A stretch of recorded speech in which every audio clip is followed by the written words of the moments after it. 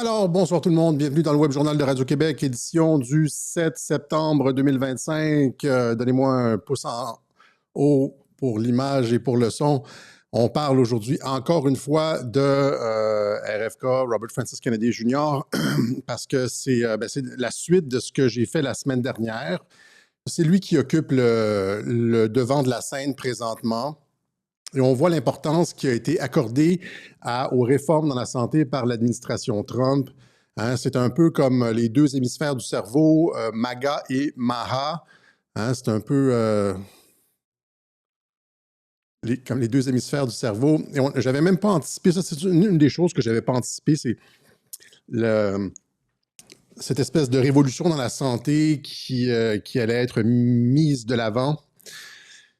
Par l'administration Trump. C'est pour ça que je voyais RFK comme vice-président.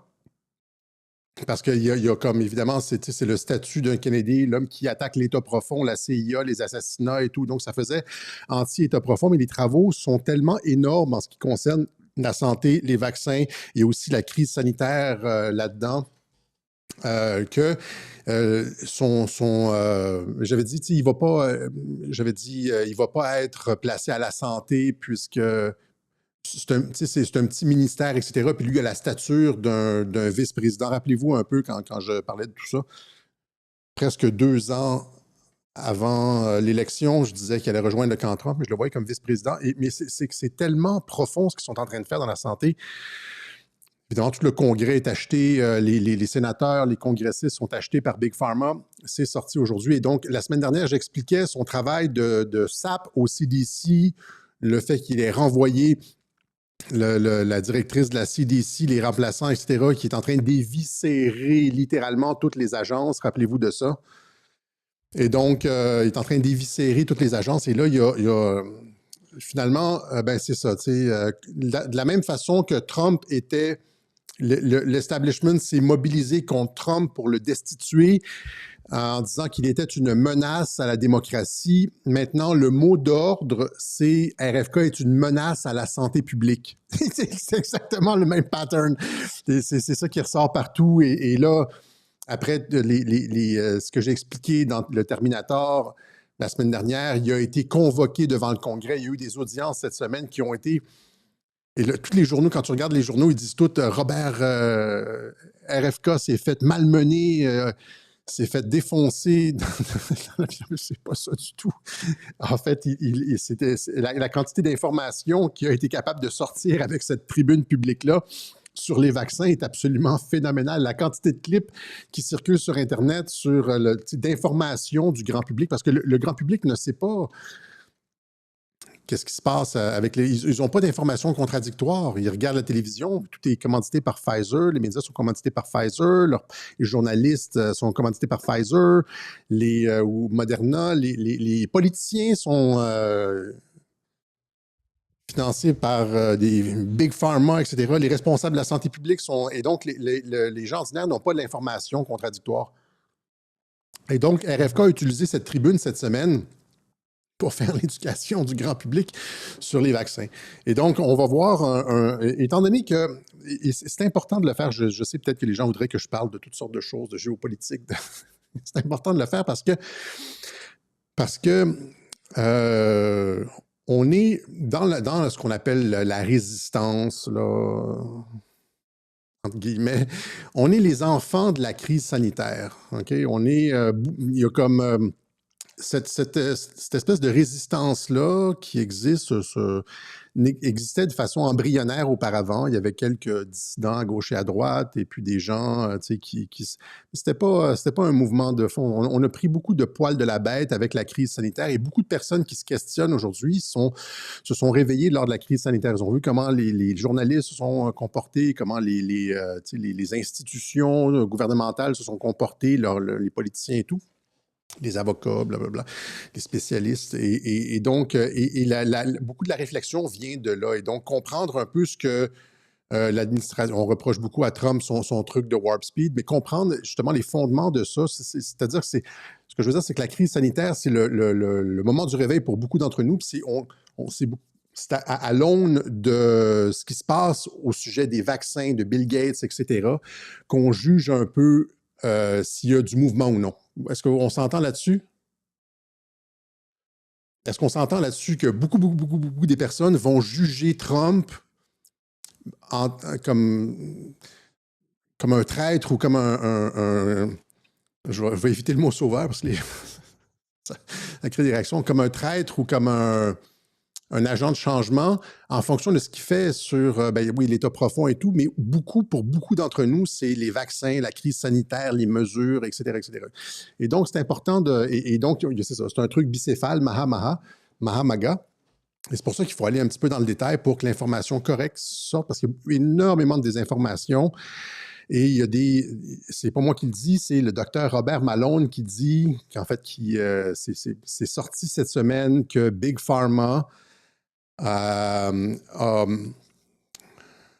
lancé une campagne contre RFK où il payait des influenceurs conservateurs, républicains, etc., des gens supposément dans notre camp. Ça me rappelle quelque chose. 1 000 $ par post anti-RFK. C'est-à-dire, tu fais un tweet anti-RFK, là, puis tu reçois 1 000 $. Ça, c'était dans un mémo. Ça a été rendu public par le Brownstone Institute et le docteur Malone. Et donc, ça va me déranger durant tout le web, ça. J'aurais dû mettre un petit truc. Et donc, c'est ça. Donc, on va élaborer un petit peu là-dessus plus loin parce que les gens disent souvent « Ah, Alexis, on ne devrait pas se déchirer dans notre camp, etc. » Alors que notre camp est complètement infiltré de personnes qui tirent sans regarder les faits. Puis là, tu te demandes d'où est-ce que ça sort, ces critiques-là, etc. Et on en parlait un peu la semaine dernière. Et là, c'est sorti, le mémo explique exactement. Bon, on sait comment ça fonctionne. Mike Benz l'a expliqué, le framework des armes, les contre-narratifs, comment on retourne des influenceurs de notre côté, comme de la même façon que Trump retourne des personnes d'influence comme Larry Fink, etc., ou Robert Mueller. Et comment c'est un jeu de... C'est pas nécessairement un jeu d'échecs, c'est un jeu de dames. C'est ça, les dames? Ou un jeu de Go, où est-ce que tu places des pièces, puis quand tu places des pièces, tu retournes les pièces adverses dans la couleur, à ta couleur. Hein, c'est Go, ça. Les dames, si tu manges le toc-toc-toc, c'est ça. Mais dans le jeu de Go, par exemple, tu as comme 3 pions noirs, tu as un pion blanc au bout. Si tu mets un autre pion blanc au bout, tous les pions noirs deviennent blancs. Ou comme Othello, le jeu Othello, je jouais à ça quand j'étais petit. Là, Othello, c'est les Go, mais pour les enfants. Le Go, mais pour les enfants. Othello, c'est ça. Et donc, c'est le fait de retourner des gens. Donc, et ça se passe dans notre camp aussi. Et donc, ça serait le fun. Ça serait bien, ça serait le fun, c'est une expression québécoise, ça serait bien que les gens réalisent que dans notre camp aussi, il y a des gens qui se font retourner, puis il faut arrêter de dire, puis c'est important d'avoir un regard critique sur ce qui se passe dans notre camp, et que les gens arrêtent de dire toujours de la chicane, etc. Vous ne comprenez pas c'est quoi la guerre de l'information, là. On n'est pas we're not in Kansas anymore, là. C'est pas... Et donc... ça c'est sorti cette semaine et on va en parler un peu plus tard. Et justement, dans ce... je sais que les gens n'aiment pas ça, la chicane et tout, mais c'est malheureusement nécessaire. Et tu sais, par exemple, en fait, cette semaine, il y a eu un clip justement en Ukraine où est-ce qu'il y a 2 soldats russes qui marchent dans le territoire russe, puis ils rencontrent un autre soldat russe qui a l'air perdu, etc. Et là, tu les vois les deux, ils marchent ensemble et puis ils commencent à parler, etc. Jusqu'à temps que le soldat russe perdu commence à traîner en arrière un peu, puis éventuellement sort son fusil puis tue les 2 soldats russes. C'est un soldat ukrainien qui portait l'uniforme russe qui a tiré parce que les 2 pensaient qu'ils étaient dans le même camp. Eh bien, ça existe comme ça, des opérations sous faux drapeau et tout ça. Ça existe dans notre camp aussi. Il faut juste arrêter d'être... faut être circonspect sur les gens autour de nous. Faut arrêter de regarder... Je vais juste terminer la petite parenthèse, là, parce que faut arrêter de regarder les gens en ce qui compte, l'aura des gens, la réputation. Il faut regarder ce qui est dit vraiment. Il faut regarder les arguments. C'est pour ça que je ne mets jamais mes diplômes, etc. Moi, je m'en vais juste avec les arguments. Je veux pas de... Vous comprenez ce que je veux dire? Je ne veux pas élaborer là-dessus, là, mais ce qui est important, c'est vraiment juste, c'est pas la notoriété de quelqu'un. Ah, il a bien fait durant la COVID, etc. Et donc, fous-lui la paix, Alexis. Non, regarde réellement ce qu'il dit. Parce que des opérations de retournement, il y en a dans une guerre de l'information. Il faut juste être conscient de ça. Sinon, on se fait avoir comme ça, OK? On se fait avoir. C'est nous-mêmes. On pense qu'on est super hot dans une guerre de 5e génération, etc. Finalement, on est les pires marionnettes avec. On se fait avec un bras profondément enfoncé là où ça fait mal. Et on dit des choses, puis on ne sait pas que quelqu'un nous manipule. Voilà. OK. Trêve de petite parenthèse. Et là, c'est ça. Ils sentent qu'ils demandent, il y a une gigantesque opération pour destituer RFK. Il y a une gigantesque opération pour destituer RFK. Sa famille demande, qui a fort probablement été payée, parce qu'elle est aussi, elle dit, il est une menace à la santé publique. Dans le mémo qui est sorti par le Brownstone Institute de cette organisation pharmaceutique qui veut la destitution de RFK, ils disent dans le mémo, on veut le présenter comme une menace à la santé publique. Et là, tu as la famille de RFK, une menace à la santé publique. Ils répètent exactement les mots-clés de la tentative de destitution. La famille de RFK qui réclame son départ de la santé, une menace à la santé publique. Et là, les sénateurs, c'est les sénateurs, je pense que c'était au Sénat, qui l'ont travaillé cette semaine lors d'une audience, mais finalement, ça s'est retourné à son avantage. Il a fait une sorte de judo informationnel où il a pris les attaques et les a transformées en contre-attaques sur les données vaccinales, etc. Et ce qui sort de ça, c'est qu'il a dénoncé, et là, je vais vous montrer un certain nombre de clips. Je ne pense pas que les 3/4 ne sont pas traduits, fait que je vais peut-être traduire un peu, puis je les mettrai sur Telegram et les gens pourront aller les télécharger, voir le clip au complet. Mais je veux vous donner un peu le ton de ce qu'a été cette rencontre-là. Et après, on va parler d'autres choses, justement. RFK qui endosse les wearables. Tu sais, le Klaus Schwab disait « wearables ». On va porter des trucs, là, puis ça va nous donner les informations sur la santé, etc. Puis là, c'est comme les gens disent « Merde, il a retourné sa veste, on va voir ce qui en retourne ». Et aussi, cette gigantesque nouvelle, Trump qui fait volte-face sur Warp Speed. On y est. Et donc, c'est ça, le barrage est en train de céder sur la COVID et tout, et sur la crise sanitaire, les mensonges scientifiques et tout, et l'establishment est en panique. Hein, c'est ce qu'on appelle, ce qu'on dit dans le langage Q, panic in DC. Donc, il dénonce, dans son entrevue, il dénonce la pseudo-science sanitaire. Il dit essentiellement que ça ne reposait sur rien, imposer les masques aux enfants, etc. Et il dit, ce sont ces personnes-là que je renvoie au CDC, tu sais, les tyrans, là. Les tyrans, en fait, j'avais une photo ici, je ne l'ai pas mise, là, mais j'avais une photo d'un des directeurs du CDC. OK? La voilà.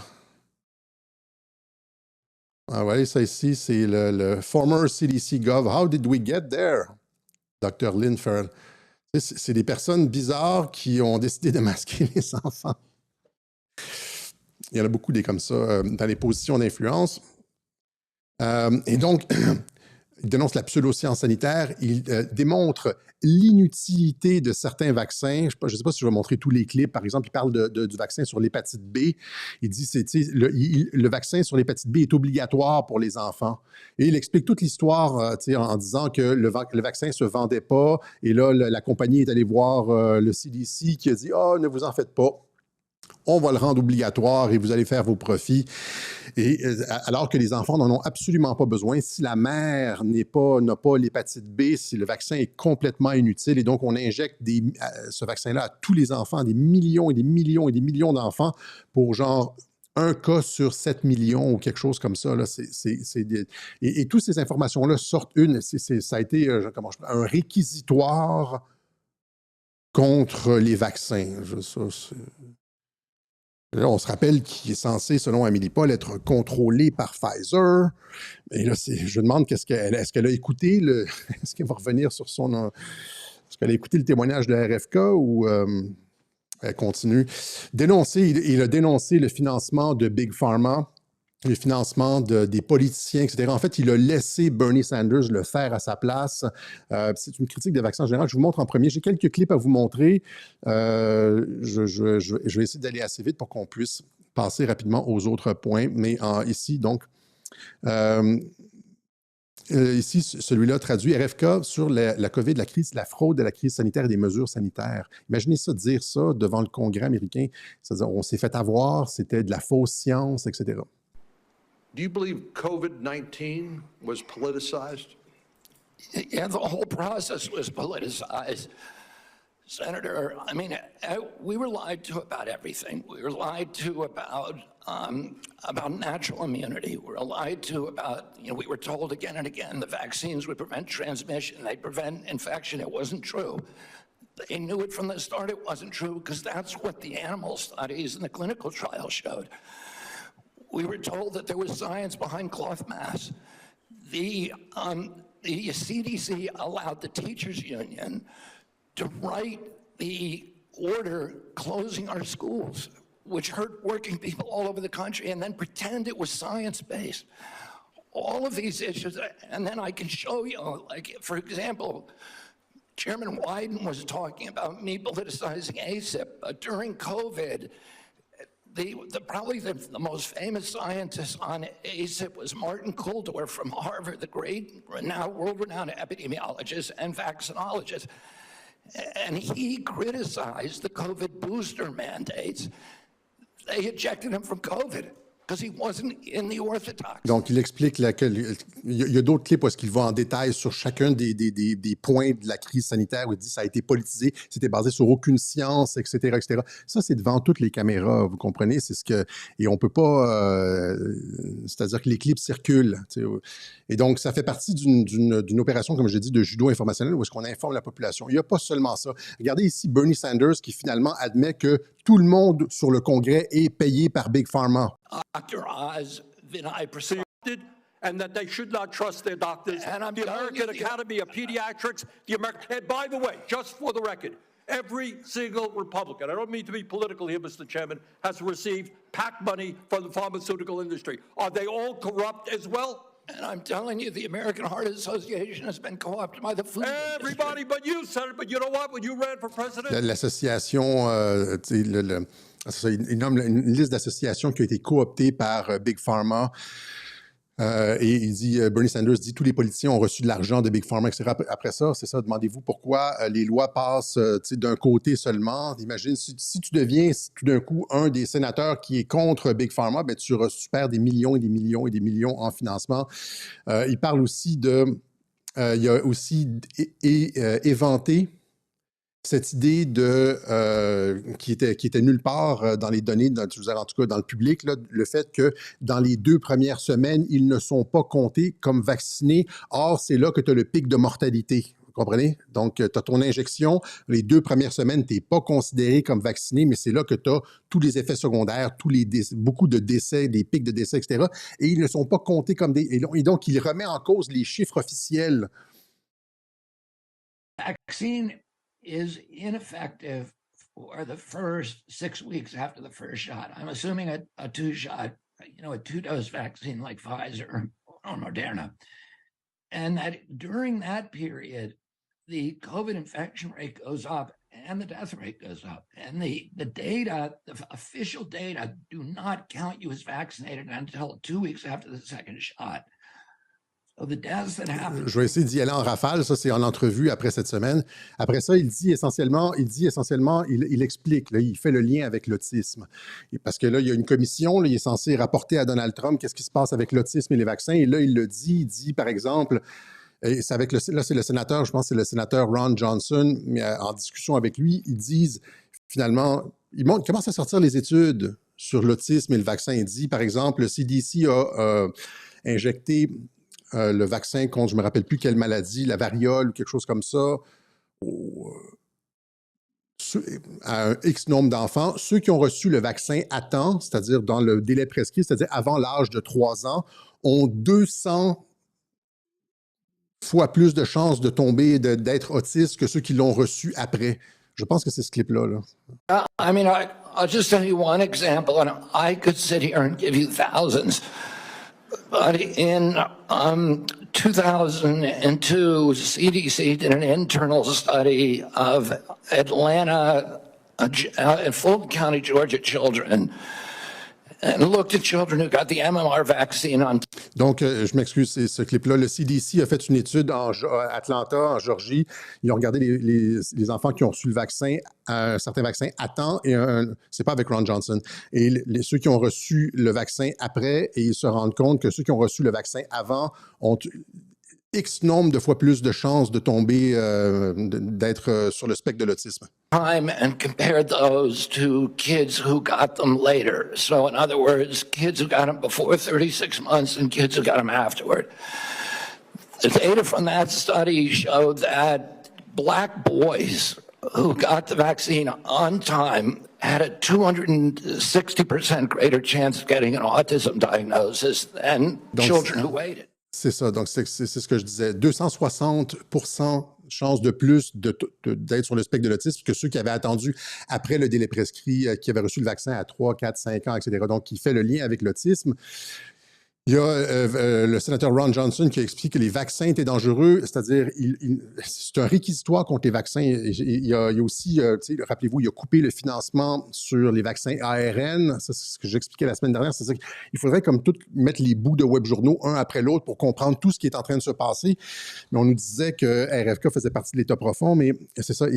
Ron Johnson dit finalement que il donne un exemple où les gens qui reçoivent, ça c'est un réquisitoire contre les vaccins, point. Pas tel vaccin ou tel vaccin. Il dit c'est les vaccins en général. Il dit les gens qui reçoivent des vaccins, je vais vous laisser jouer le clip, là, ont X nombre de fois plus de potentiel de maladies chroniques que les gens qui sont juste tout simplement pas vaccinés.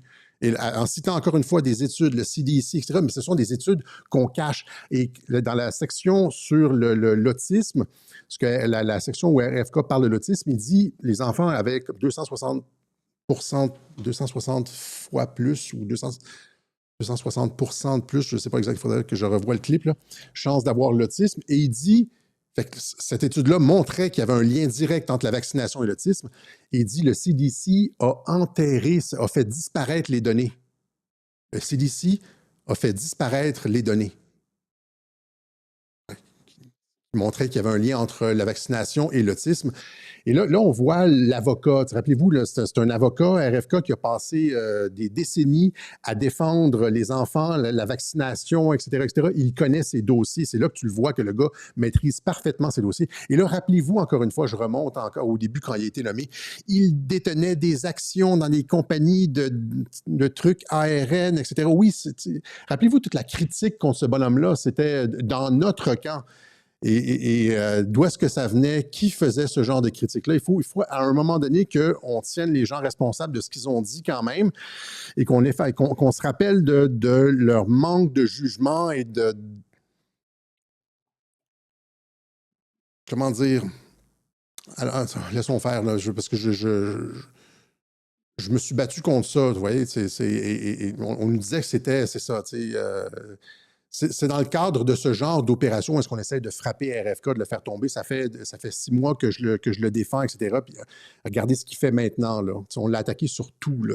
Il y avait des actions de ces compagnies-là pour obtenir les documents internes de la compagnie, les packages d'investisseurs, les packages d'informations aux actionnaires, etc. J'ai tout expliqué ça, là. Les gens font feu de tout bois contre RFK, je trouve ça... Et donc, c'est ça, il dit, le CDC avait caché cette histoire-là, et là, c'est Ron Johnson qui explique que les vaccins sont dangereux, point à la ligne. Écoutez ça. Donc, mardi prochain, il va y avoir une autre audition sur les vaccins, où est-ce que ceci va être démontré. Study done by a high-integrity healthcare facility that shows... that actually looked at vaccinated versus unvaccinated, very high quality study. I'm not going to... Une étude qui compare les personnes vaccinées versus les personnes non vaccinées, genre les Amish aux États-Unis, là, non vaccinés. Steal the thunder of Aaron Siri, who's going to be testifying on this. I think you're aware of this study that shows the vaccinated population far more prone to chronic illness than people completely unexposed to vaccines. That is just one example of how science has been corrupted by the way, the study was conducted, and when they conducted this, oh no, no matter what the results are, we're going to release this. They got the results in 2000. It is yet to be released. We're going to enter that in the record on Tuesday.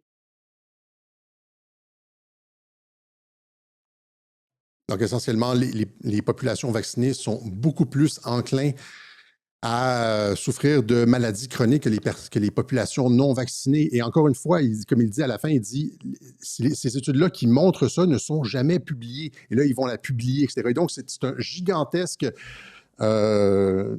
gigantesque opération d'information de la population qui n'a jamais été faite depuis des décennies et des décennies de mensonges et de manipulations, etc. C'est historique ce qui est en train de se passer là. Et il mérite bien son titre de Terminator. OK? Donc, il y avait autre chose aussi. Ah oui, c'est ça. Et justement, tu sais, là, ben, je reviendrai plus tard. Là. La sénatrice Elizabeth Warren, que Trump appelle Pocahontas, lui a dit dans ces audiences-là qu'il mettait les gens en danger parce qu'il avait promis, lors de son assermentation, les audiences pour son assermentation, il avait promis de ne pas retirer les vaccins aux gens, de ne pas restreindre l'accès aux vaccins. Ça aussi, ça avait fait un buzz à l'époque. Les gens disaient « Il a promis de ne pas restreindre l'accès aux vaccins et tout ça. » Et il est corrompu. C'est la quantité de fois où on a dit qu'RFK était corrompu, là. Rappelez-vous encore une fois à l'époque, là, on va y aller tout de suite, promesse vaccin. Donc, il avait dit les promesses de Kennedy sur les vaccins obtiennent le vote d'un sénateur républicain de haut rang. Et c'était ici, ça c'était à l'époque de son audition, c'est-à-dire, je pense que c'était en février.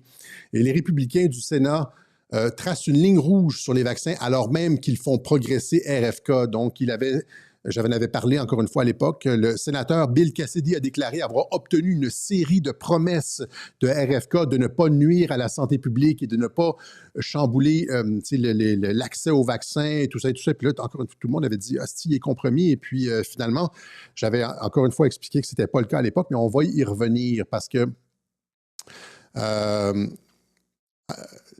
présentement, c'est ça, il y a une opération qui vise à le faire tomber à cause de tout ce qu'il a fait, de ce qu'on a expliqué, entre autres, la semaine dernière, etc. Un groupe de lobbying de Big Pharma adopte une position surprenante sur le programme MAHA après la fuite d'un mémo. C'est le groupe BIO. Et un mémo du groupe BIO, c'est un PAC. Là. Il y a deux gros PAC. C'est Malone qui explique ça ici dans son vidéo. Il y a deux gros PAC des Political Action Committee, là, des groupes de pression pour l'industrie pharmaceutique aux États-Unis. Il y en a un qui s'appelle Pharma, puis l'autre qui s'appelle BIO. Et là, BIO, il y a le groupe de pression, le groupe de lobbying BIO, qui a des millions de dollars à sa disposition chaque année, a produit un mémo qui a été finalement coulé par le Brownstone Institute. Vous vous rappelez le Brownstone Institute? Et là, ici, vous voyez, c'est le complot pour obtenir RFK, et c'est pas pour obtenir, c'est pour to get, c'est-à-dire pour faire tomber RFK. Et je vous ai parlé à plusieurs reprises de Jeffrey Tucker. C'est lui qui avait, notamment lors de la COVID, j'avais parlé de ces 160 études qui parlaient d'immunité naturelle pour la COVID. Donc, s'il y a une immunité naturelle, on n'a pas besoin d'état d'urgence pour les vaccins, etc. Et donc, ça venait du Brownstone Institute. Ça a été cité par Réinfo Québec à quelques reprises. Réinfo Québec qui aussi avait des hésitations sur RFK. Et je me demande s'ils sont toujours sur la ligne anti-RFK ou si ça a évolué un peu. Et c'est aussi Jeffrey Tucker j'avais montré des vidéos à l'époque, qui expliquait qu'il avait été en contact avec le responsable de la vaccination de la Maison-Blanche, qui disait que les confinements allaient durer jusqu'à temps qu'un vaccin sorte. Ça, c'est ceux-là aussi. Je ne reviendrai pas sur l'histoire, je l'ai expliqué en long et en large. Le plan, c'était des confinements jusqu'à la sortie du vaccin. Puis là, il disait dans son entrevue, il disait, vous allez garder les personnes confinées pendant 5 ans, 10 ans? Puis c'était oui, la réponse était oui, jusqu'à temps que le vaccin sorte, parce que c'était ça, évidemment, tout le plan, avec l'agenda 2030, les codes de couleur, passeports vaccinaux, etc., gestion de la population, c'est le plan économique aussi, d'effondrement de l'économie, de renforcement des... Tout ce dont on a parlé depuis 5 ans. Ça vient du Brown, c'est ça, c'était Jeffrey Tucker. Et donc, Jeffrey Tucker et le Brownstone sortent ce mémo-là. Et le mémo dit, tu vois, donc, un groupe de pression de Big Pharma a déclaré qu'il était aligné sur la mission du président Trump, parce qu'après ça, ils se sont rétractés quand le mémo est sorti. Là, oui, nous sommes finalement alignés sur la politique du président Trump de rendre l'Amérique saine à nouveau, après qu'un document divulgué a suggéré que le groupe avait comploté pour évincer Kennedy et le séparer du mouvement Make America Great Again. Et là, dans le mémo, on trouve les phrases suivantes. « Il est temps de monter au Congrès, to get to Congress, et de faire pression pour que RFK Junior parte. » Le document souligne que la confiance des investisseurs dans le développement des vaccins a été ébranlée. Il affirme également que les membres du comité ont exprimé une inquiétude générale face à la position anti-vaccinale de RFK, mais n'oubliez pas, il est contrôlé par Pfizer, selon Amélie Paul, et que les membres considèrent comme une menace, considèrent comme une menace directe à la santé publique. Donc, c'est une menace à la santé publique, comme Trump était une menace à la démocratie. C'est totalement dans le style du framework disarm. OK? Donc,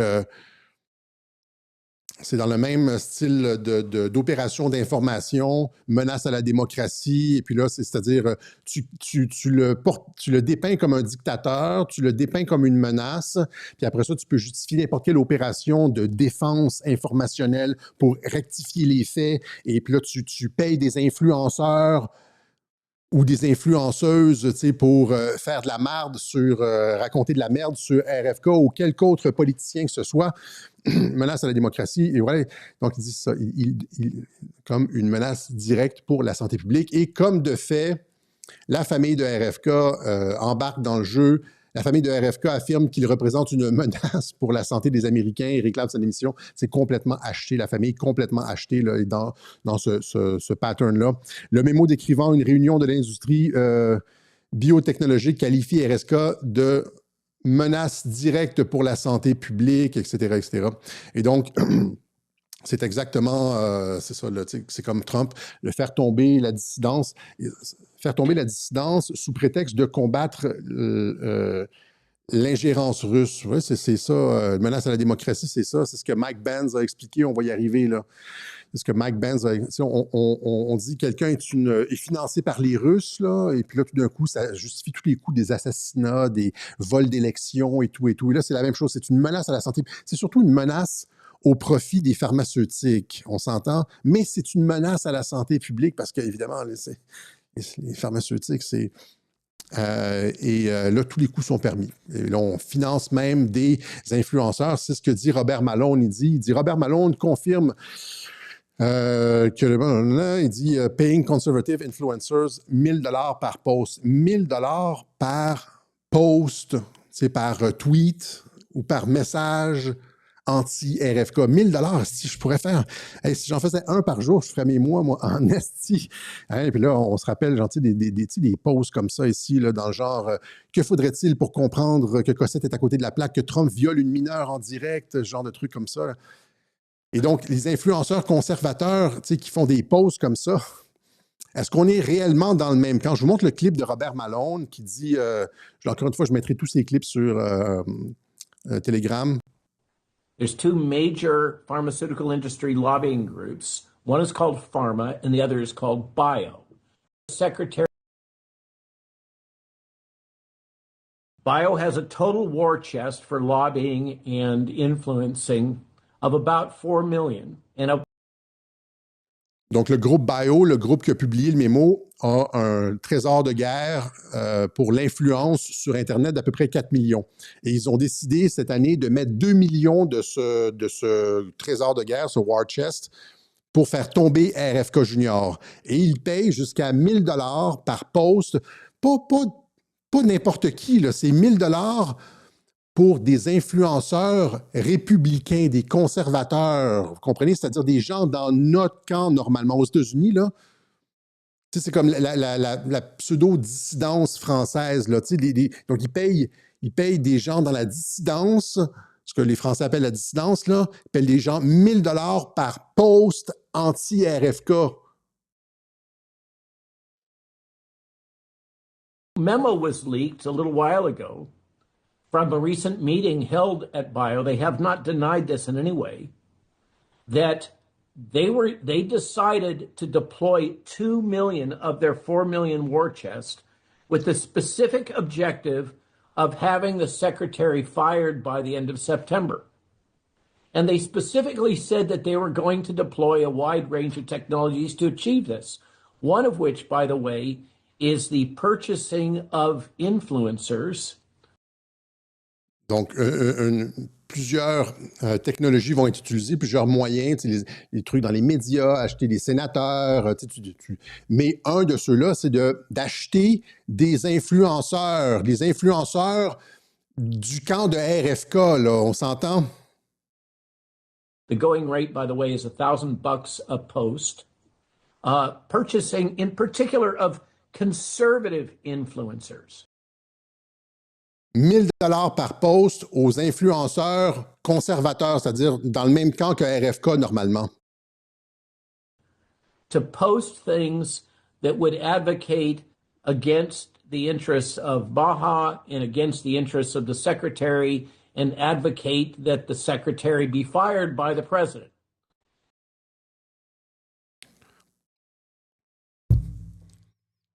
Donc, bio takedown. Donc, voilà, ça revient un petit peu à ce que je disais au début. Il faut comprendre que, tu sais, quand on voit des personnes dans notre camp faire des volte-face ou genre s'obstiner au-delà de, tu sais, malgré toutes les preuves, comme continuer à cette espèce de travail de sape, qui est aussi un travail de sape du moral, parce que, au fond, le fond du problème, évidemment, c'est le consentement dans une guerre de l'information, c'est qu'est-ce qu'il y a dans notre tête. Et si ça va tout croche, si on est tout confus, si on opère sur de la mauvaise information, je sais que les médias disent ça aussi, mais c'est vrai dans l'absolu. Hein, on agit tout croche. Hein, et donc, c'est pour ça qu'il y a je l'ai expliqué, des fois, il y avait des faux comptes. J'ai parlé de comptes qui racontaient toujours de la merde. C'est toujours faux, comme de People's Voice Media, etc. C'est toujours des fake news, etc. Puis je vois les gens retweeter ça. Je suis comme, c'est toujours fake. Pourquoi vous retirez? Il n'y a aucune vérification. Et donc, si on agit si on partage et on est sur des concepts qui n'ont pas d'attache dans le réel, ben, notre action est inutile. Et même chose avec, alors qu'on est censé faire participer à l'effet boule de neige, participer à l'effet domino pour que ça se répande dans le monde, que des concepts, des valeurs se répandent ailleurs dans le monde, mais si on pense que, oh non, ils sont corrompus, etc., eh bien, ils ont le camp d'en face a gagné et on est neutralisé. C'est pour ça qu'ils vont influencer, ils vont payer des influenceurs de notre camp pour raconter de la merde et neutraliser notre capacité d'agir, notre capacité d'action informationnelle. OK, donc, j'espère que ce point-là est clair, là, parce qu'on me reproche beaucoup sur Internet, beaucoup de personnes en Europe me sont rentrées dedans. Là, ils veulent la paix, etc. J'en ai vu d'autres, j'en ai bloqué plein. Des personnes qui ne comprennent pas qu'on est dans un jeu d'Othello. Il faut-tu... Laissez-moi faire ça ici, là. Othello.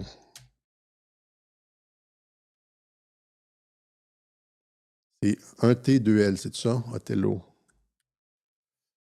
Othello jeu. Merde. Je ne veux pas prendre de temps, là, mais c'est comme... oui, c'est ça, Othello. J'adorais ce jeu quand j'étais petit. Hein? Othello. Eh bien, quand tu... c'est un peu ça, la guerre de l'information. C'est pas les échecs, c'est plus Othello.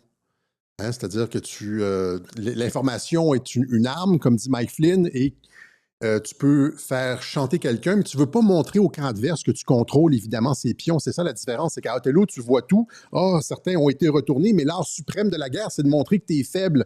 Et donc, tu ne veux pas que le camp d'en face sache que tu as retourné son homme. Le camp d'en face ne savait pas que Robert Mueller avait été retourné et travaillait pour Trump dans cette histoire de collusion avec la Russie. S'il l'avait su, ça n'aurait pas fonctionné. Et pour que ces influenceurs conservateurs gagnent leurs 1 000 $ pour faire des posts anti-RFK, ben il faut que la base qui lise leurs posts ne sache pas qu'ils ont été retournés, qu'ils reçoivent de l'argent pour faire ce qu'ils font. Vous comprenez? Et donc, c'est un jeu d'Othello, mais on ne sait pas qui gagne jusqu'à la fin. C'est comme, on voit pas les pièces, là, tu sais, il y a comme, c'est caché, il y a comme le brouillard de la guerre. Je sais pas si vous comprenez. Il y a des personnes dans notre camp qui sont retournées, et puis de notre camp retournent des personnes de l'autre camp. C'est compliqué, hein? Et donc, arrêtez de me dire, là, tu sais, oh, on veut la paix, etc. C'est pas une ligne de... Les gens, c'est ça. Allons-y avec cette analogie. Les gens voient la guerre de l'information comme une ligne de front bien définie, comme, tu sais, une ligne de front comme le front russe, là, en 44 ou en 43, là, tu sais, comme ça. Puis quand on fait des offensives comme l'offensive de Kursk, ben ça fait comme un trou. Les Ardennes, ça fait comme un trou dans les lignes ennemies. Puis là, c'est pas comme ça du tout. C'est beaucoup plus flou. Il y a de la pénétration, il y a des opérations partisanes, il y a des partisans de chaque côté en arrière. C'est compliqué, mais et c'est pour ça qu'il faut être vigilant.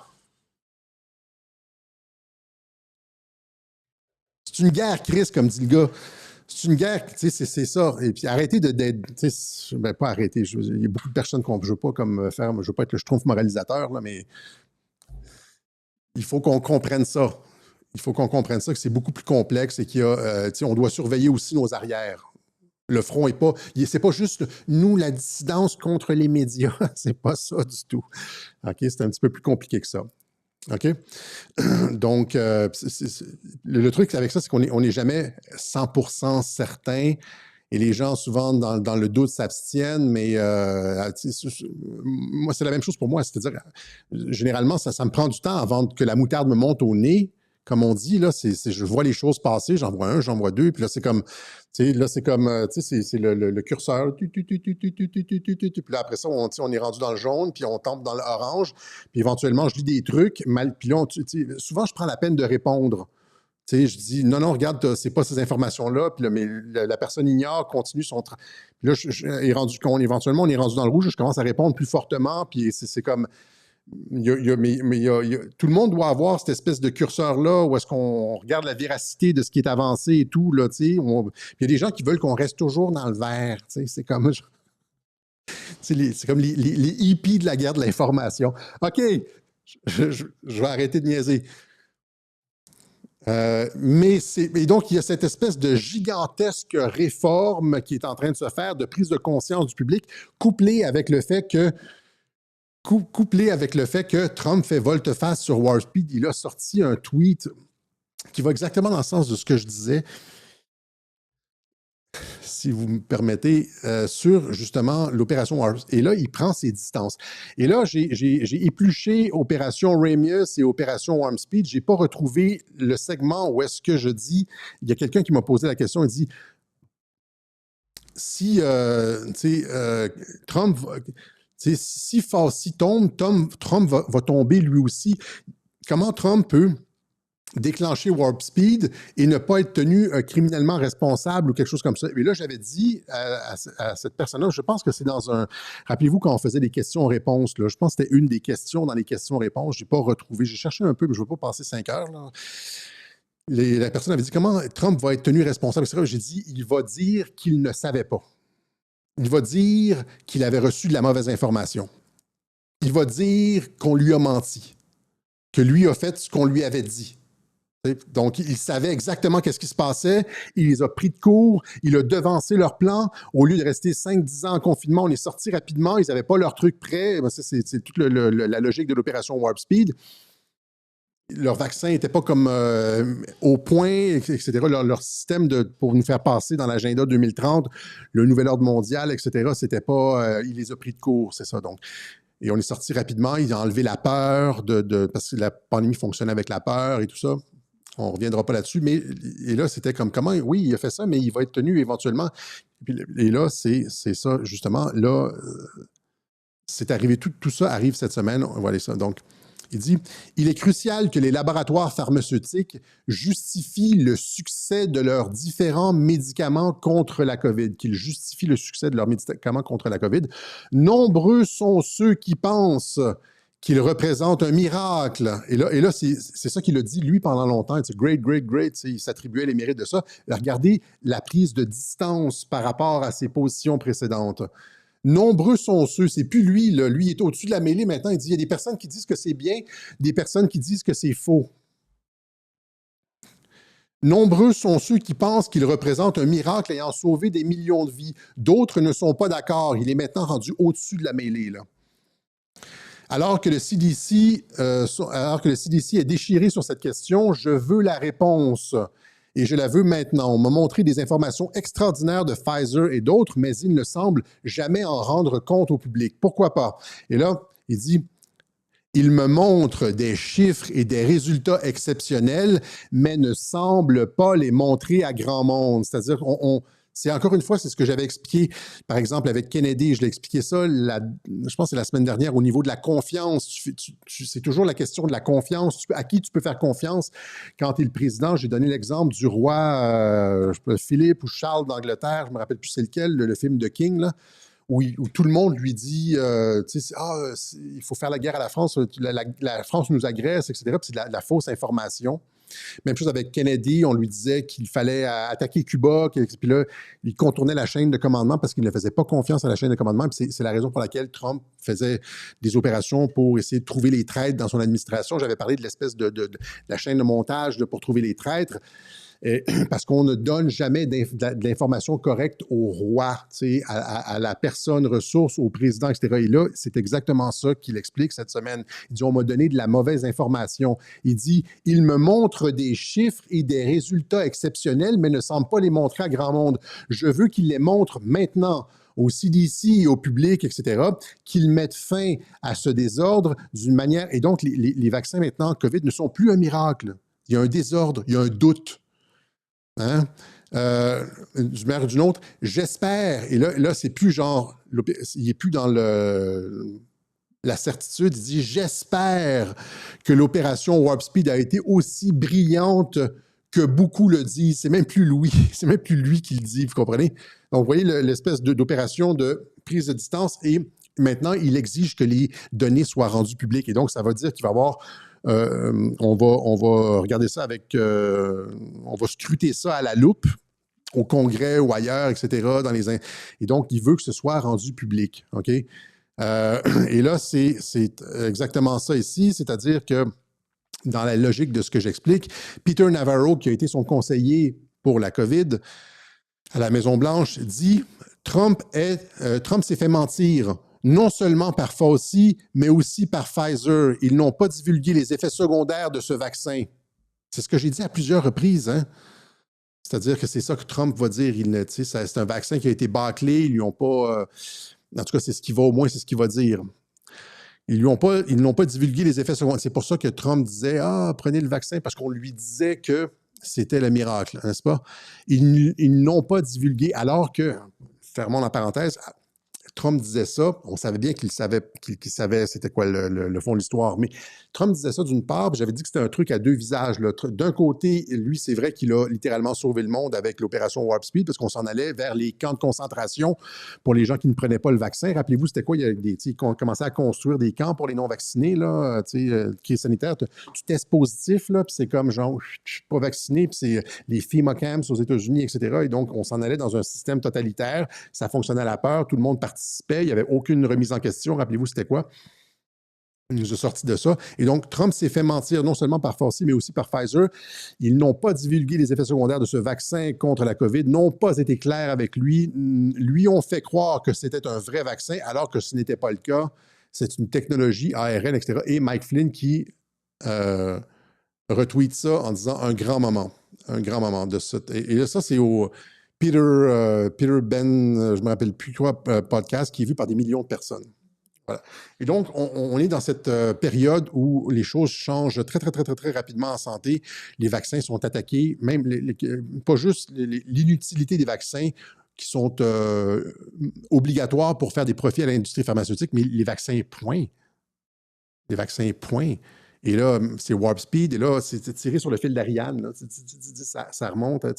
Et Robert Malone, justement, qu'on a cité, disait un peu plus tôt sur X que Fauci se cachait en Italie. Fauci n'est plus aux États-Unis. Anthony Fauci est en Italie. Il a sorti une liste de noms de personnes qui ont fui les États-Unis et qui se cachent dans différents pays. Parce qu'ils savent qu'est-ce qui s'en vient. OK? Donc, finissons ici, finalement, avec ça. Donc... ils essaient de faire tomber RFK. Mais là, il y a ce truc-là où est-ce que RFK Junior dit dans une entrevue je veux, à la fin de son témoignage au Congrès, il dit « Ma vision est que chaque Américain porte un appareil portable, un dispositif de collecte de données en temps réel d'ici 4 ans. » Wearable, tu sais, wearable, c'est genre, tu sais, c'est comme sur ta Apple Watch, le petit cœur qui donne tes battements cardiaques et ce genre de trucs-là, qui donne des informations sur la santé, etc., etc. Et là, c'est ce que Klaus Schwab disait, évidemment. On l'a entendu dire ça aussi, wearables, alors que Yuval Noah Harari, lui, disait plutôt, c'est comme les wearables, c'est comme l'ancien truc, mais après ça, la nouvelle génération de ça, c'est des trucs que tu avales puis qui donnent des informations à l'intérieur de toi. Là, imagine ça. Et là, c'est ça, les gens disent « Ah non, merde, encore une fois, RFK corrompu, etc. » Donc, RFK, et là, on va encore une fois décortiquer ça. RFK Junior encourage les Américains à utiliser des technologies portables pour suivre leur santé. Et là, RFK veut un objet portable à votre poignet, tu sais, qui va te donner, je sais pas, ton niveau de cholestérol, ta pression sanguine, etc., etc. Il dit, il y a beaucoup de personnes autour de moi qui utilisent ça et ça a changé leur vie, etc. Tu sais, d'une certaine façon, outre le contrôle que ça peut donner, tu sais, les gens peuvent utiliser tes données, tu sais, ça va dans le même genre de truc que la biométrie, etc. Mais pour les personnes à risque, ça peut être vraiment, évidemment que c'est 100% utile. Une personne qui est à risque de faire un infarctus, là, tu veux ça. T'sais, on met des cœurs artificiels dans les gens, là, c'est quand même pas... En termes d'intrusion, on va très loin déjà pour sauver des vies. Mais si c'est un wearables qui va te dire, qui va t'avertir 5 minutes à l'avance, dans 5 minutes, tu vas faire un infarctus, je pense que tout le monde, si toi, toutes vous autres, là, toutes vous autres, si on vous dit à un moment donné dans votre vie, ben là, vous êtes à très haut risque de faire un infarctus dans les... vos artères sont bouchées, vous avez des taux élevés de ci, de ça. Là, vous allez peut-être dire, passe-moi la montre, je vais mettre ça, puis il va m'avertir, ça va m'avertir 5 minutes avant mon infarctus. Ils vont regarder les métriques, là, ils vont regarder les patterns, le cœur, le pouls, etc. Battement de cœur, là, ils vont t'avertir 5 minutes à l'avance. Dans 5 minutes, il y a 92% de chances que tu fasses un infarctus. Fait que tu vas appeler immédiatement l'ambulance. Fait que d'une certaine façon, pour les personnes, comme encore une fois, c'est comme certains vaccins pour les personnes à risque, c'est quand même pas dramatique. Ça peut être très utile. Mais ce qui est l'élément qui empire, l'élément, comment c'est quoi le mot que je cherche? Aggravant. L'élément aggravant dans son truc, c'est qu'il dit qu'il veut que tous les Américains portent un wearable d'ici 4 ans. Tous les Américains. Hein? Chaque Américain porte un appareil. Et là, évidemment, ça fait peur. Ça fait on a peur de surveillance biométrique, etc. Mais c'est aussi ce qu'il sauve parce que c'est tellement, encore une fois, c'est tellement ridicule comme position que ça n'a pas de possibilités réelles d'advenir. Et donc, c'est plus de l'ordre du réalisme. C'est comme quand Trump fait de l'hyperbole. Quand Trump dit qu'il va faire sauter la Corée du Nord, alors qu'il va finalement, que son objectif dans la vie, c'est d'obtenir le prix Nobel de la paix, etc. C'est de l'hyperbole. Quand il dit que chaque Américain d'ici 4 ans porte un wearable. Premièrement, les Américains ne veulent pas ça. Aux États-Unis, c'est Land of the Free, Home of the Brave. Il n'y a personne qui va porter un wearable comme ça d'ici 4 ans. Donc, c'est un objectif qui est mort dans l'œuf. Il le sait. Et il n'y a pas juste ça, il y a comme son ancienne colistière, Nicole Shanahan, qui dit genre « Ah, quelqu'un contrôle les décisions de RFK. » Elle dit « Ça n'a pas d'allure, cette histoire de wearables. » Les sénateurs républicains disent, signalent à Trump que Kennedy est sur une glace mince, notamment avec cette histoire de wearables. Il y a l'ancienne organisation de RFK Junior, Children's Health Defense, qui dit « Les objets connectés et les pièges du culte du... » Donc, it's a non-starter. C'est comme, encore une fois, c'est comme RFK sait que pas seulement sa base à lui, c'est-à-dire les sénateurs républicains, Children's Health Defense, le mouvement MAGA, personne ne veut de ça, mais qu'au-delà de son cercle près de lui, la moitié ou les 3/4 des États-Unis n'en voudront pas non plus, des Américains n'en voudront pas non plus. Donc, on est dans l'hyperbole, encore une fois, on est exactement dans le même genre de pattern où Trump dit qu'il va faire sauter la Corée du Nord, alors qu'il il fait ça quoi, pour brouiller les pistes sur ses intentions, adoucir son image rétrograde auprès de certaines personnes, etc., etc. C'est pas... Et de toute façon, après ça, regardez ça. Regardez le pattern de RFK. Il dit quelque chose, c'est pas parce que... Et là, c'est encore une fois, ça fait partie du cas de Trump. C'est pas parce qu'il dit quelque chose que c'est ça qui va se passer. Les gens sont partis en couille là, sur X, là. Encore une fois, il a encore trahi. C'est comme Trump, c'est pas parce qu'il dit quelque chose que ça va se passer. Regardez encore une fois les patterns. On revient à ce que j'ai expliqué au début. Les promesses de Kennedy sur les vaccins obtiennent le vote d'un sénateur républicain de haut rang. Les républicains sont contents que RFK leur ait confirmé qu'il n'allait pas toucher aux vaccins. Pour se faire élire là, en comité, comme avec les variables, là, il a dit en comité, je ne toucherai pas au vaccin. Vous avez ma promesse. Et là, il est élu, et là, après ça, RFK renverse la politique vaccinale après avoir promis qu'il ne le ferait pas. Donc, c'est pas parce qu'il dit quelque chose que ça... Vous comprenez?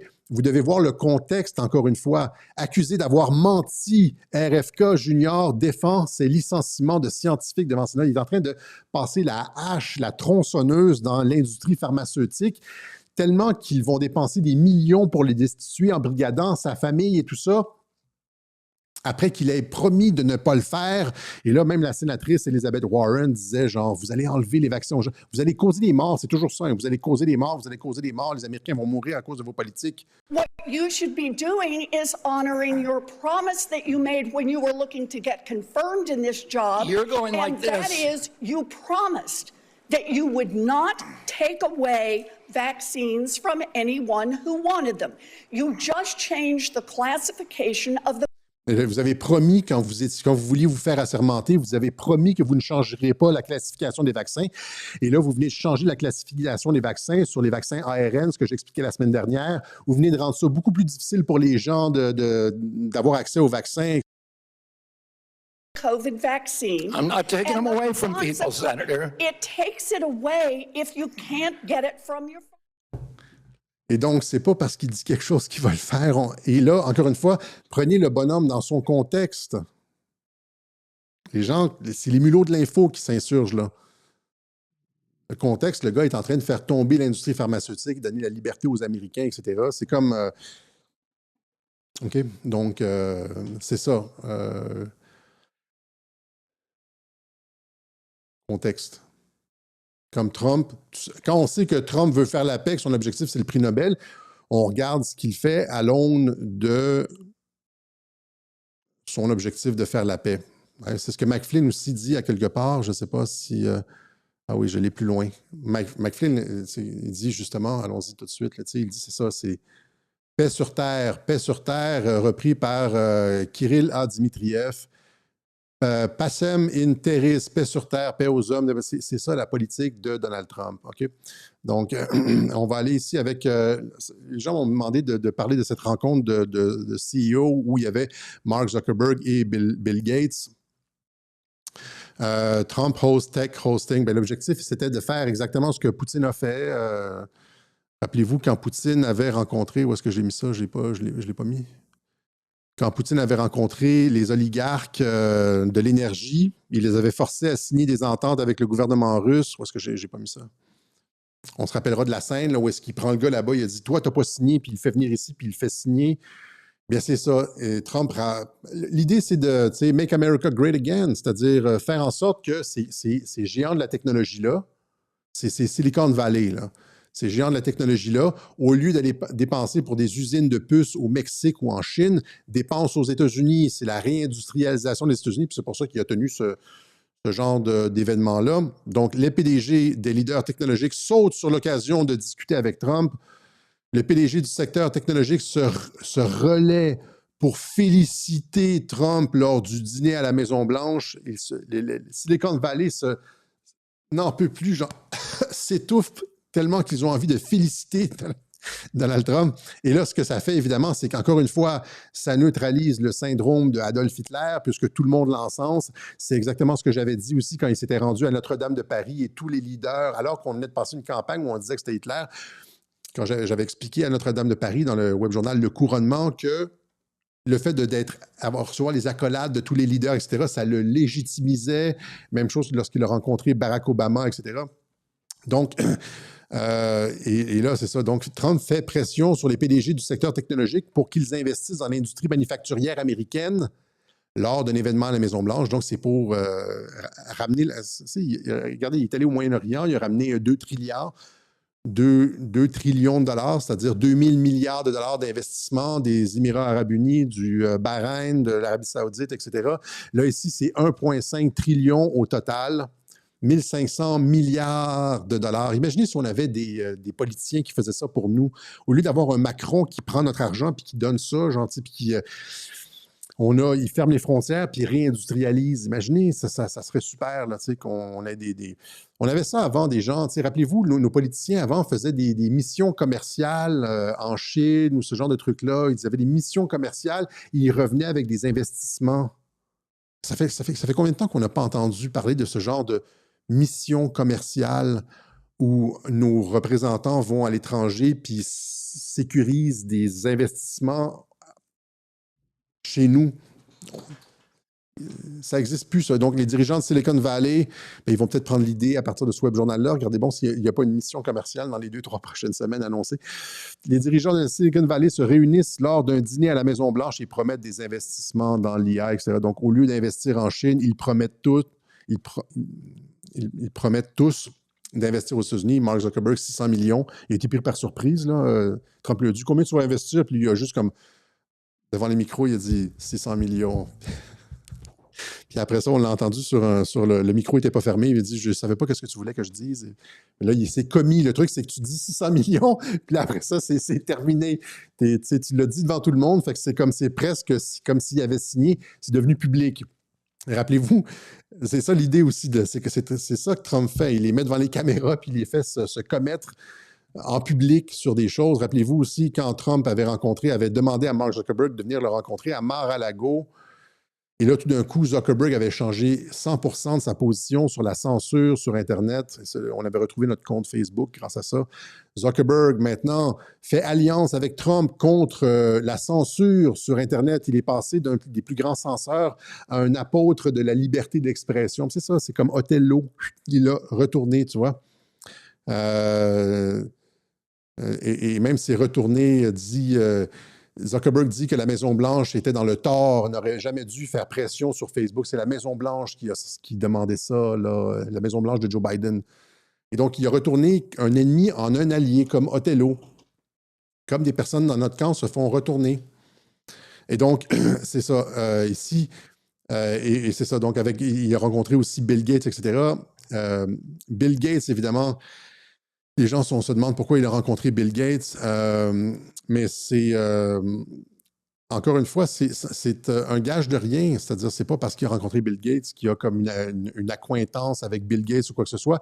La dernière fois qu'il avait rencontré Bill Gates, c'était à Mar-a-Lago après son élection. Bill Gates était venu le rencontrer. Et là, Bill Gates s'exprime sur sa rencontre de 3 heures avec Trump à Mar-a-Lago. Ils ont parlé de toutes sortes de choses. Et on ne sait jamais ce qu'ils disent devant les médias, de ce dont ils ont parlé, on ne le saura jamais. On raconte de toute façon n'importe quoi pour les médias. Les médias sont vraiment la risée du monde. Et quelques semaines après, les États-Unis avaient annoncé la fin des investissements à Gavi. Vous comprenez? RFK se retire. RFK Junior retire son soutien financier américain à l'Alliance pour le vaccin Gavi. Bill Gates avait perdu des milliards de dollars avec ça. RFK déclare que les États-Unis cesseront de financer un groupe mondial de vaccination en raison de problèmes de sécurité des vaccins, allant totalement à l'encontre de tout ce que Bill Gates a jamais dit. Gavi, l'Alliance du vaccin, voit sa subvention d'1 milliard de dollars réduite par l'administration Trump, effacée complètement plutôt. Ça ici, c'est ça. Elle est ici, la photo de Poutine avec les oligarques, là. Donc, je ne sais pas si c'est exactement celle-là, mais c'est un clip qui a tourné il y a à peu près une dizaine d'années où est-ce qu'il y avait, je pense, c'est les oligarques du secteur énergétique, ils les faisaient signer, puis C'est un peu ça que Trump fait avec Silicon Valley. Donc, voilà ici. Après ça, ils ont coupé Gavi, ils ont coupé le USAID. Puis s'il y avait des vaccins, ils ont coupé, RFK Junior a exhorté les pays du monde entier à sortir de l'Organisation mondiale de la santé. Puis là, imaginez à quel point Bill Gates était hors de lui. Bill Gates qui a dit, horrifié par les coûts dans l'aide américaine à l'étranger, Bill Gates prévient que des enfants vont mourir, c'est une menace à la santé publique, etc. Fait que là, c'est ça. Donc, oui, Bill Gates, c'est probablement un criminel, etc., mais on n'est juste pas encore rendu là. Il y a comme Fauci avant, puis il n'y a pas présentement de poursuite criminelle contre Bill Gates, et donc, tant qu'il n'y a pas de poursuite criminelle contre Bill Gates, Trump ne peut pas être un dictateur. Encore une fois, c'est toujours le truc. Trump, on a expliqué ça dans le dernier web journal, Révolution. Le truc des révolutions colorées, c'est de faire passer Trump pour un dictateur, faire passer le leader qu'on essaie de renverser pour un dictateur, donc dépeindre Trump comme un dictateur, etc. Trump s'efforce toujours, évidemment, de rester au-dessus de la mêlée, je ne savais pas. Trump veut avoir les mains propres. Trump parle à tout le monde. Trump, rappelez-vous, quand Trump est allé rencontrer, était assis à côté de Barack Obama aux funérailles, et là, Barack Obama riait, Trump rigolait, etc. Et c'était encore la panique sur Internet, les panicans, là, c'est toujours la panique sur Internet, constamment, tout le temps, sans aucun recul, sans aucune vision globale. Donc Trump qui rigolait avec Barack Obama, qu'est-ce qui s'est passé 2 mois plus tard? Tulsi Gabbard a sorti une série de documents qui incriminent totalement Barack Obama. Barack Obama a dû faire une sortie publique en disant, genre, l'administration Trump, je ne répondrai pas à ces accusations ridicules pour faire honneur au poste de président, etc. Rappelez-vous, c'était quoi ils lui ont coupé la gorge. Il riait, il rigolait avec lui aux funérailles. Puis là, genre, clac, 2 mois plus tard, Tulsi Gabbard sort des trucs qui vont faire en sorte que... Et puis là, il y a des audiences au Congrès on parle de haute trahison, etc., etc. Et donc, même chose avec Bill Gates. Il va rencontrer Trump, puis après ça, il lui coupe la gorge. Il sort de l'OMS, le joujou de Bill Gates. Il coupe les subventions à Gavi, etc. Et il coupe le USAID. Ça va causer des morts chez les enfants. C'est pas parce qu'il rencontre Bill Gates que ça veut dire que c'est... Ça veut dire quelque chose. En général, c'est plutôt le baiser de la mort. C'est comme quand Nicolas Sarkozy rencontre Bachar el-Assad. Tu vois, ils sont comme à l'Élysée, comme ça, ils serrent la main de Bachar el-Assad. Puis là, après ça, que le coup d'État en Syrie, guerre civile financée par les services de renseignement français, le MI6, le Mossad, la CIA, etc. Tu serres la main de Bachar el-Assad, puis après ça, tu lui fais un coup dans sa cour. Tu retournes des agents comme Saddam Hussein, agent américain, tu invites Muammar Kadhafi à l'Élysée, tu lui serres la main, etc. Le meilleur pote, je ne sais pas c'était à quelle époque, je pense que c'était peut-être François Hollande. Puis après ça, clac, je veux dire, tu le renverses, puis tu le tues, etc. Ces rencontres-là, oui, c'est le voile, c'est le masque diplomatique. C'est pas... nous, on pense comme des bonnes gens, tu vois. Nous autres, on est francs. On est direct. Quand on n'aime pas quelqu'un, on lui dit, ouais, tu sais, c'est comme... On est des personnes, la population, généralement, on est des personnes honnêtes. On ne sait pas c'est quoi les coups de couteau dans le dos de la politique, les doubles visages, les crocs en jambes. Regarde, comme Barack Obama, tu es son meilleur ami, tu rigoles avec lui, tu lui tapes dans le dos, etc. Puis après ça, il va être coupable de trahison, puis il s'en va devant le peloton d'exécution. Kadhafi, encore une fois, etc. Vous comprenez ce que je veux dire. Donc, mais ce que Trump fait, c'est qu'il n'a pas l'air d'un dictateur. Il a l'air d'être au-dessus de la mêlée. Il n'est pas dans ces trucs-là. Là, tu vois, c'est comme... il n'est pas Hitler et il génère des investissements aux États-Unis. On va terminer. Il y avait autre chose aussi. Il y avait ça aussi, l'AFD. Je disais tu sais, en termes de... on parlait de Mike Benz et du framework des armes, le fait de retourner des influenceurs, etc. Là, ici, vous voyez, c'est 6 ici. L'AFD, parti d'extrême droite allemand, subit une série de décès de candidats avant les élections locales. 6 candidats d'extrême droite de l'AFD décèdent quelques jours avant les élections. Les autorités allemandes rejettent les spéculations après la mort de 7 Est-ce que vous avez déjà vu ça à quelque part sur. C'est quoi en termes de probabilité? Non, non, non, non. Les autorités allemandes disent que c'est rien, là. Mais quelles sont les probabilités, là? C'est comme en termes de ligne du temps, là, avec des embranchements. Quelles sont les probabilités d'avoir 7 candidats qui décèdent juste avant les élections, alors que l'AfD est en tête, ici avec 39% des votes? Je ne sais pas si c'est sur l'Allemagne au complet ou dans certaines régions. Mais en tout cas, un parti qui a de plus en plus d'appui, qui est appuyé par Elon Musk, qui a de plus en plus d'appui en Allemagne. Et là, leur candidat décède. Rappelez-vous ce qu'ils ont fait en Roumanie avec Georgescu. Ils ont dit que c'était un agent russe. Ils ont annulé les élections. Ils essaient de se représenter. Non, claque, prison. Même chose avec Robert Fico. Robert Fico, hein, qui était pas anti-russe, il n'était pas pro, mais il n'était pas anti-russe. Dans ce web journal-là, l'OTAN tente d'assassiner le PM slovaque. J'avais expliqué les positions de Robert Fico qui déplaisaient à l'OTAN, et Ursula von der Leyen, etc. Et rappelez-vous, Ursula von der Leyen présente un plan visant à protéger l'UE des ingérences étrangères. C'est le framework des armes, ça. C'est une trame narrative d'ingérence étrangère. Comme moi, ils m'ont dit, là, comment il s'appelle, Tristan Péloquin a dit que j'étais un agent russe. Pouvez-vous imaginer ça? Sans aucune preuve. Là. Une diffamation totale, sans aucune preuve. Et rappelez-vous le clip de von der Leyen où est-ce qu'elle disait, We have ways. Tu sais, we have ways. Les astis d'allemand avec leur accent.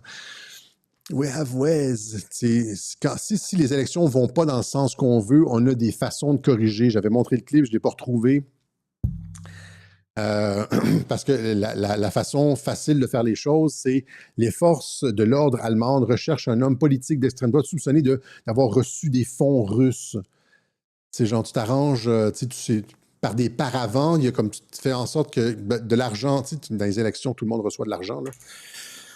Là, genre de paravent, on est capable de remonter le fonds que tu as reçu d'une personne ordinaire. Tu as eu comme un 2000 $, puis là, c'est comme, lui, c'était comme une personne qui travaillait pour une... Puis finalement, ça remonte à un compte en Russie, puis là, c'est comme une recherche, ils ont reçu du financement russe, puis c'est comme ça qu'on piège les gens, comment on les fait tomber avec des fausses accusations, etc.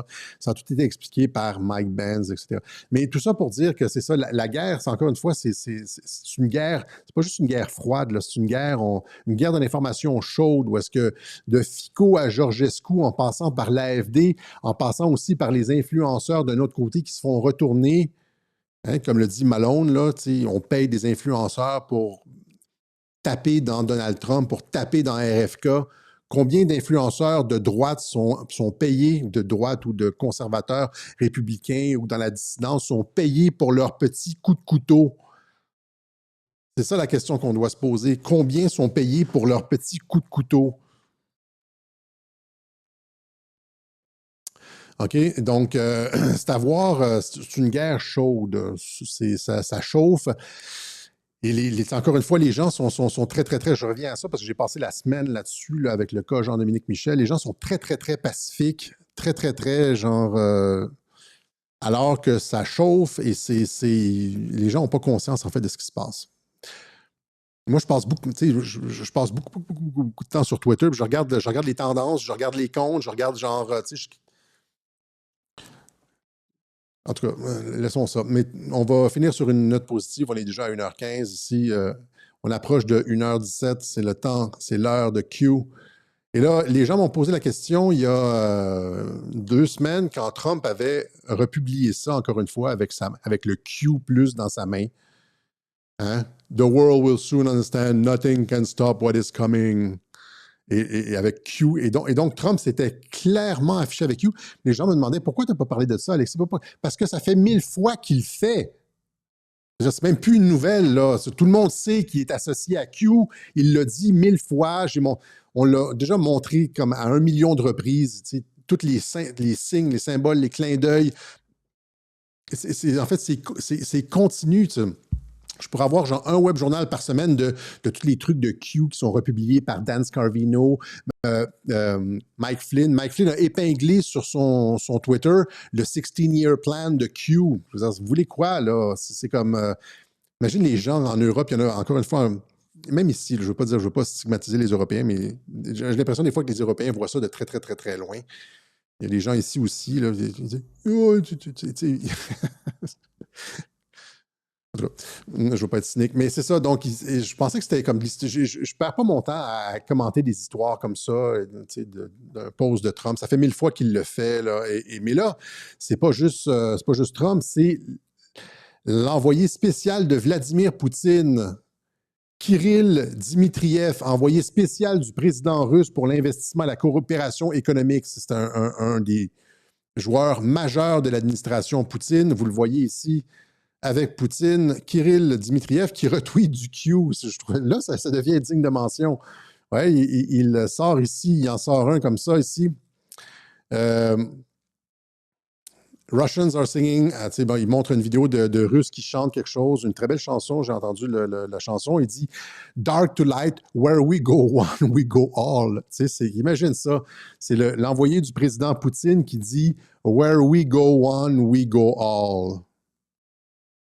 Ça donne la chair de poule, ça, quand tu vois que c'est mondial, que Q c'est mondial, que Poutine sait c'est quoi, que Poutine et son envoyé valident ça. Je me demande ce qu'en a pensé Xavier Moreau. Ici, il retweet du général Flynn. J'avais dit, tu vois, ici, Flynn qui dit Pacem in terris, la paix sur la terre, paix aux hommes de bonne volonté. Cette idée reconnaît la dignité humaine de la communauté mondiale, blablabla. Puis là, il répète paix sur terre, le général Flynn, etc.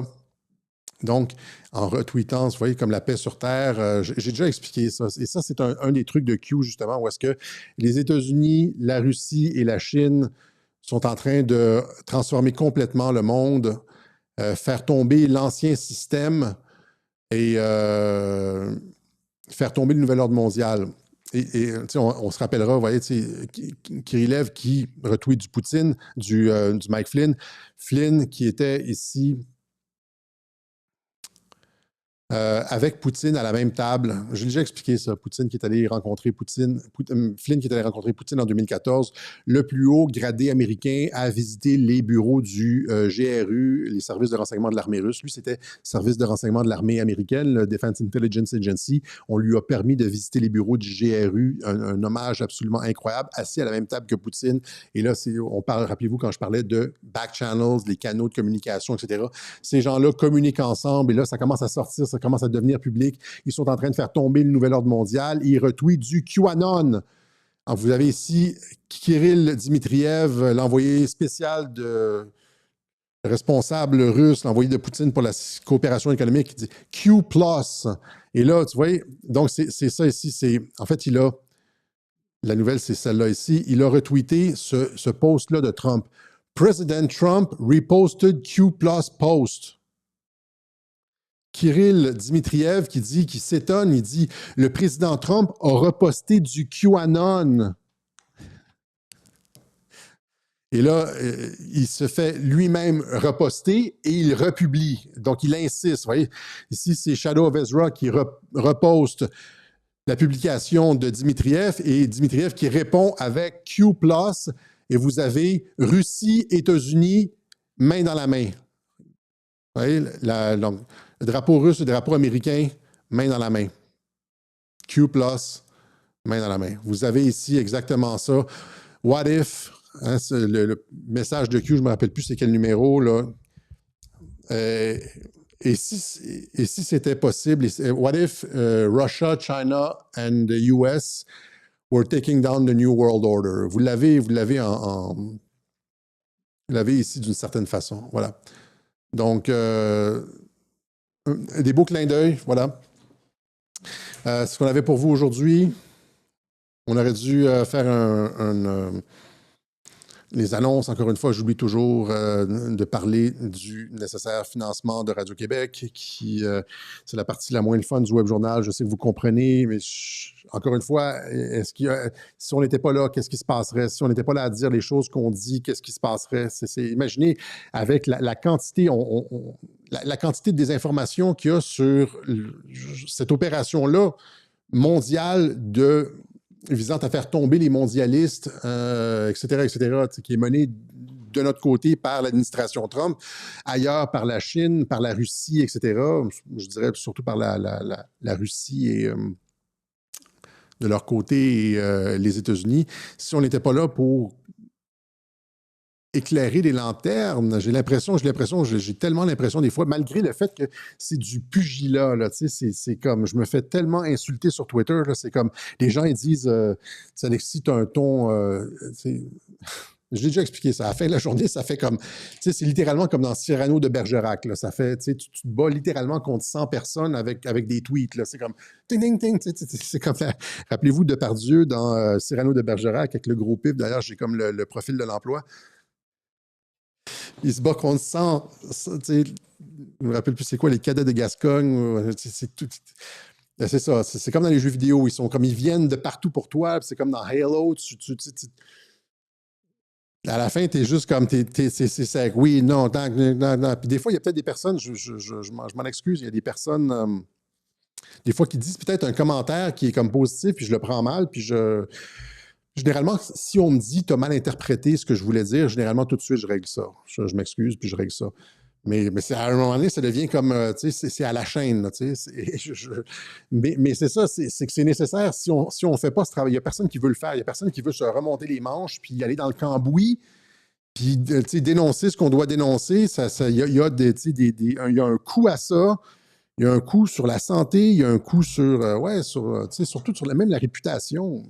Il y a souvent des gens qui n'aiment pas ça, et donc, mais il faut le faire, et puis c'est ça, j'ai l'impression qu'on au niveau de l'information aussi, c'est ça, qu'on éclaire vraiment les lanternes, puis qu'on change les mentalités, puis que beaucoup des personnes, beaucoup d'influenceurs nous écoutent, puis après ça, reprennent nos idées, puis on rectifie sur certaines choses, on éclaire pas juste les auditeurs, les influenceurs, etc. Et c'est un travail important à Radio-Québec. On a besoin de votre soutien pour ça. On a besoin de votre soutien. Non seulement votre soutien aussi, quand on a justement ces matchs d'épée sur Twitter, on apprécie le soutien des personnes qui viennent argumenter avec nous. Ça, c'est bien. Les personnes qui partagent nos vidéos, c'est super. Puis le soutien financier, c'est essentiel. Voilà. Et donc, pensez à nous. Les gens disent, regarde comment tu réponds et après ça, tu te plains que tu perds tu perds du financement, ou bien genre, tu réponds comme ça, tu vas perdre mon financement. Il y en a plein comme ça. Je dis, moi, je ne fonctionne pas du tout comme ça. Le chantage au financement, ça ne fonctionne pas. Généralement, ça me donne envie d'argumenter encore plus. Mais c'est ça. Et donc, en espérant que ceux qui apprécient le Web Journal de Radio-Québec, on parle toujours il y a des gens qui nous font des dons réguliers, des gens qui font des dons occasionnels, puis il y a des gens qui écoutent. Je trouve ça intéressant. C'est au 99% qu'on fait toujours, c'est toujours dans le 99% qu'on fait nos pitchs, qu'on lance nos appels au financement. Merci à tous ceux qui le font déjà. Et puis, voilà. Alors, c'est ce qu'on avait pour vous aujourd'hui. 1h24, on approche de l'heure et demie. C'est l'heure où on se change en citrouille à Radio-Québec. Voilà. Donc, des bonnes nouvelles. La Russie qui reconnaît Q, qui confirme Q. RFK qui est l'objet d'une tentative de destitution comme Trump, une espèce d'impeachment du ministre de la Santé dans une partie d'Othello. Voilà, ce qu'on avait pour vous aujourd'hui. Merci la gang. Et puis, where we go one, we go all. Un pour tous, tous pour un. D'ailleurs, un pour tous, tous pour un, c'est les mousquetaires, ça. Pas Cyrano de Bergerac. Et donc, voilà, on se donne rendez-vous la semaine prochaine pour une autre édition de Radio-Québec. Salut.